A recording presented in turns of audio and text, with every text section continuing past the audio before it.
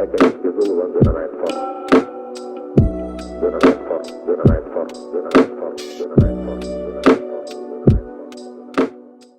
Morning, જય શ્રી રામ. કેમ છો બધા? તો સવારના વાગ્યા છે અત્યારે 7:30. આપણે વાડી આવી ગયા છીએ. ડ્રેગન ફ્રૂટનો ભાવ આવ્યા છે ત્યાં ક્યાંક ક્યાંક છે ને આમાં ફંગસ દેખાય છે. બાંધવા પણ પડશે ક્યાંક ક્યાંક. ઓલા તો ઠીક છે, અહીંયા છે ને ફંગસ છે, આ દેખાય છે ને આ ફંગસ કંઈક કરવું પડશે મારે, નહીં તો મેળ નહીં પડે. દવા છાંટવી પડશે. દવા એટલે આપણે ઓલી રીડોમિલ ગોલ્ડ આવે છે ને એ છાંટવો પડશે. છંટાવી દઈએ 1-2 દિવસમાં. પેલું પૂછવું પડશે આપણે પેસ્ટિસાઇડવાળાને છે કે નહીં રીડોમિલ ગોલ્ડ.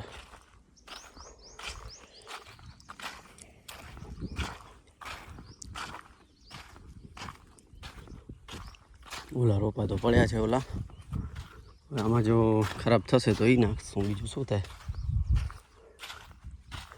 ક્યાંક ક્યાંક ફંગસ દેખાય છે. તડકો છાંયો થાય ને એટલે ફંગસનું થોડુંક પ્રોબ્લેમ વધી જાય. પાણીની અત્યારે 2-3 દિવસ જરૂર નથી, કારણ કે આ છે ને ઓલરેડી ભીનું પડી છે. જો હા છે ને એકદમ ભીનું જ છે, એટલે વાંધો નહીં આવે. હવે છે ને ત્યાં પાળા નાખવાના છે. દાંતી ખેડી લીધી છે આંબાવાળામાં, નાની ટુકડીમાં. ત્યાં છે ને રીઝાવાનું છે, પછી મગફળી આવે છે. કાલે પછી ત્યાં મગફળી વાવશું. એકદમ દાંતી ખેડીને તૈયાર કરી દીધું છે. કાલે વાવી નાખીએ મગફળી. અને આજે રીઝાવાનું કરી દઈએ એટલે કાલે વળી પાછું હોજ ભરાય એટલે પછી પાણી પણ ચાલુ થઈ જાય. કાલે પરમ દિવસે મગફળી વવાઈ જાય એટલે તો શું છે સેટ થતું થાય. પછી આ લોકોને રમેશને એ લોકોને ઘરે જવાનું છે, તો એ પણ જઈ આવે 4-5 દિવસ. કંઈક કામ છે એ લોકોને, પૈસા આપવાના છે. ચેનલ પર નવા આવો તો ચેનલને સબસ્ક્રાઈબ કરી દેજો અને બેલ આઇકન દબાવી દેજો, એટલે કે ઘંટડી દબાવી દેજો અને વિડીયો શેર કરવાનું ના ભૂલતા. બસ આટલી જ આશા છે તમારી પાસે. તો મિત્રો પાળા ચડાવવાનું ચાલુ છે. આપણે રીઝાવાનું છે. વચ્ચે સમારકામ કરવું પડશે. થોડું પાળા આનાથી ચડાવવા પડશે, અંદરથી ચડાવવા પડશે આ, અને વચ્ચે વાળો ક્યાંક સીધો કરવો પડશે. તો એ રાજભાઈ આવ્યા છે, મેં આંટો મારા, મેં કીધું ચલાવો એક વખત ખબર પડે શું મિસ્ટેક છે. એ ચલાવે છે. બપોર પછી સરખું કરીને કાલે સવારે રીઝાવાનું ચાલુ કરી દઈને પછી એ બાજુ મગફળી વાવવાનું ચાલુ છે, કરવું છે. એ પણ થઈ જાય.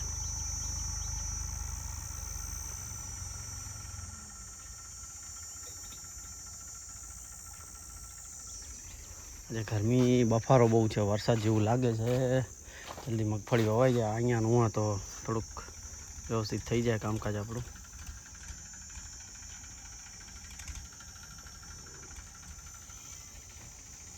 તો મિત્રો અત્યારે પાળા નખાઈ ગયા છે. હવે ત્યાં રમેશ બાજુથી પાણી ચાલુ કરવાનું પણ ચાલુ કરી દીધું છે, પાણી આપવાનું.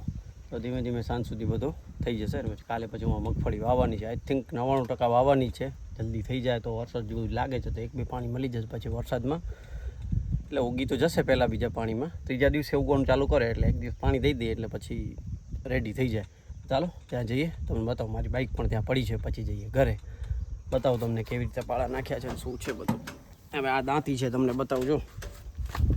આ છે ને ઓલી દાંતી કરતાં આ દાંતી કરતાં થોડીક આમ નાની છે, એટલી લેન્થી નથી. અને આ 2 પતરા મારેલા છે સાઈડમાં.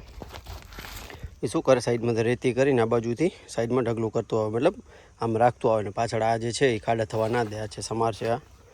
અને આ પણ એવું છે. હવે બીજું એક આવે છે, આ લાગેલા છે, ઊંધા લાગેલો, 2 લાગેલા હોય આમ, વચ્ચેથી રેતી ઉપાડીને કરતો આવે. એ થોડુંક એમાં શેપ સારો બને છે પાળાનો, પણ આપણે પાસે હવે છે નહીં. હવે તો આનાથી જ કામ ચલાવી લઈએ છીએ અમે. આ રીઝાવા માટે તો એટલું પાળાનું ઓલું જરૂર ન, કદાચ તૂટપાંગ થાય તો વાંધો ના આવે, કારણ કે જમીન જ આપણે ભીની કરવાની હોય છે, એટલે વાંધો ના આવે, ચાલી જાય. પણ જે આપણે મગફળી વાવવાનું જે આપણે વાવણીઓ છે ને, એનામાં તો બંધ ફોર્મ એકદમ જોરદાર ક્લિયર જોઈએ, કારણ કે પાળા વ્યવસ્થિત બનવા જોઈએ. એનું આ રીઝન છે. 6-8 મહિના સુધી મગફળી આપણે રાખવાની હોય છે, એટલા માટે. પછી 12 મહિના વળી પાછું 6-7 મહિના વાલ હોય છે એનામાં, એટલે એ થોડુંક વ્યવસ્થિત થવું જોઈએ. બતાવું તમને કેવી રીતે છે. પિયુષભાઈને દાડામાં જે આવે છે ને, આ લોકો થોડો ક્યાંક છે એ ઉતારીને વેચશે. બાકી તો હવે બીજા બધા ઉતારી લીધા, જો ક્યાંક દેખાશે મોટા બધા ઉતારે છે. બાકી પછી ખરાવી દેશે, મતલબ કટિંગ કરાવી દેશે.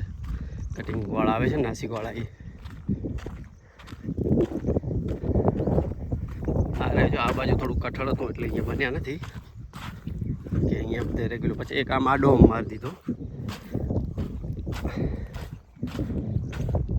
જો રેગ્યુલર છે. 2 પાળા બની ગયા છે. આ બાજુ ત્રીજો આ પણ પી જશે અંદરથી ચડાવીને ધીમે ધીમે પાણી કરી દેશે. અમે સાથે બરોબર કરતો આવશે સરખું ને પીવરાવતો પણ આવશે પાણી. એટલે શું છે જલ્દી થાય, સાંજ સુધી બધું ક્લિયર થઈ જાય. આમ તો 2-3 કલાકમાં તો થઈ જ જાય છે રેગ્યુલર પાળા બનેલા હોય તો. જ્યાં જ્યાં રેતી છે વ્યવસ્થિત ત્યાંથી ઉપાડીને વ્યવસ્થિત થઈ ગયું છે. આવી રીતે છે. આંબા જો મસ્ત થઈ ગયા છે. આ હવે છે ને સપોર્ટ પહેલાં તમને વિડીયોમાં બતાવ્યું તો આ સપોર્ટ મારી દીધા છે આપણે. આંબો હાલે જ નહીં મૂળો.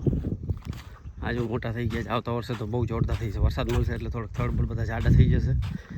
ક્યાંક છે ને ડાળો તૂટી જાય છે. આની ખબર નહીં શું છે, શું કરવું લાગ્યું છે ને લીટે લાગ્યું છે. આ તૂટી ગઈ છે જો ડાળ દેખાય છે. આ તૂટી ગઈ છે.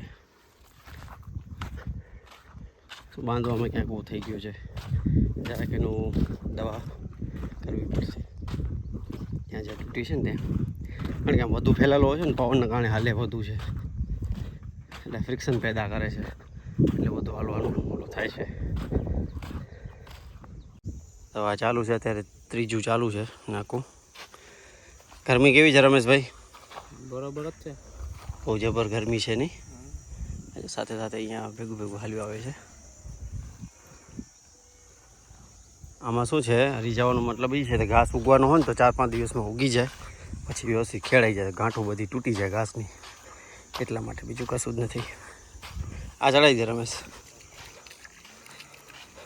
હાલો મેં જાઉં છું ઘરે. તો મિત્રો આપણે જો બધા ફ્રૂટ દેખાય છે, મૂછું જેવા દેખાય છે ને બધા ફ્રૂટ છે. પછી 20-25 દિવસ લાગશે વ્યવસ્થિત થતાં. ત્યાં સામે શૈલેષભાઈના થંભલા છે. હજી થોડાક થંભલા ખૂટે છે. એ ઓર્ડરમાં થોડુંક મિસ્ટેક થયું છે.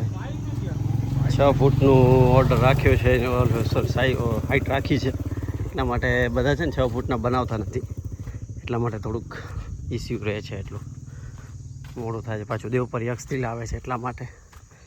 આજે ગરમી બફારો બહુ છે. ચાલો જઈએ ઘરે, મળીએ બપોર પછી. ગુડ આફ્ટરનૂન બધાને. તો આજે આટલું પીવડાવાઈ ગયું છે. મોટું આ 3-4 ચાલુ છે નાખું. ધીમે ધીમે જાય છે કારણ કે વચ્ચે છે ને પાળા બધા ડિસ્ટર્બ થઈ ગયા છે ને એટલે પાણી ધીમે ધીમે ચાલે છે. આપણે રીઝાઉટ છે એટલે વાંધો નથી કોઈ, આમ સીધા ગાડા કે એવું કોઈ જરૂર નથી. સામે સુધી પાણી પહોંચી જાય છે. ત્યાં જો વચ્ચે પૂરું રહી ગયું છે ને, રમેશ ત્યાં ખોલીને પાણી મૂકે છે. પછી આનામાં જશે એટલે સાંજ સુધી ગાટું પૂરું થઈ જશે 80% જેવું. પછી વધઘટ સવારને કાલે બીજું વાળી દેશું એવું હશે તો. સામે વાળે છે, તમને હજી ઝૂમ કરીને બતાવું. દેખાય છે? રમેશભાઈ છે આપણા કલાકાર. આટલું વળાણું છે. આ બધું સાફ કરી દીધું. જો બધું કેટલો કચરો હતો અહીંયા, બધું એકદમ વ્યવસ્થિત સાફ કરીને મજા આવે છે વાડીનો ઉતારો જોવાની કે હવે લાગે છે. નહીં તો શું ડર પડ્યો સાપ કે વીછી કેવું નીકળે નહીં, એ રીતે બધું ઓલું પડ્યું હોય. સામે છે ને ત્યાં આડી દે છે, આ બાજુ પાણી હાલી જાય એટલા માટે.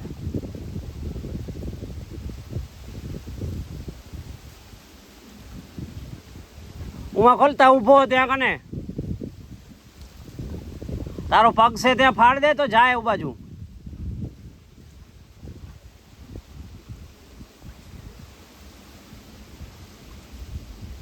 એટલે તે પગ રાખ્યો તો ત્યાં.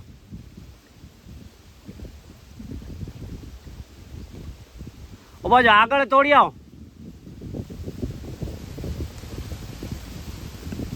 પેલી છે ને આ રીજી જાય એટલે પેલી આમ દાંતી ખેડી દઈશું આવી રીતે, પછી આમ આડી ખેડી દઈશું. કારણ કે આમ વાવી હોય ને મગફળી તો આડી દાંતી ખેડેલી હોવી જોઈએ, પાળા એકદમ વ્યવસ્થિત બને એટલા માટે.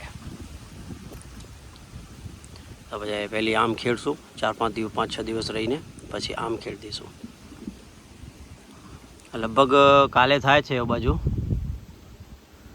મગફળી વાવવાનો પ્રોગ્રામ. શું થાય છે આજે બપોર પછી ત્યાં જઈને સાંજે જઈને બધું સેટિંગ કરવું પડશે, પાવડર ને ઓન તેલ બધું. કદાચ 1-2 દિવસ ઠેલાઈ જાય તો રમેશની કદાચ ગુજરાત જવું છે તો જઈ આવે, વાંધો ના આવે. તો મિત્રો હવે એટલું પાણીનું થયું છે, આમાં ઘાટું ઘાટું થઈ જ ગયું છે. સાંજ સુધી લગભગ થઈ જશે, મને એવું લાગે છે સાંજ સુધી બધું ક્લિયર થઈ જશે.